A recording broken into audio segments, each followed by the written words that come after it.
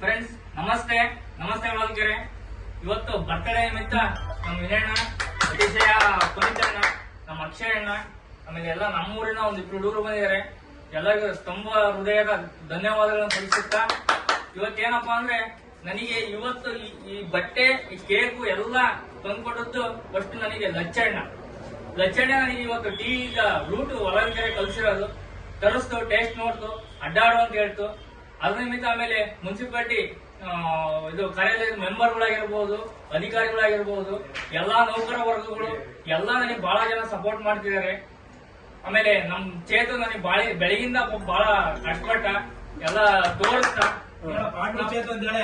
ಆಡ್ನೂರ್ ಚೇತು. ಆಮೇಲೆ ನಮ್ ಪುನೀತಣ್ಣ ನನಗೆ ಬಹಳ ಇಷ್ಟ, ಅದೊಂಥರ ತೋರ್ ಮನಿತ ನನಗೆ ಅಂಗಡಿ.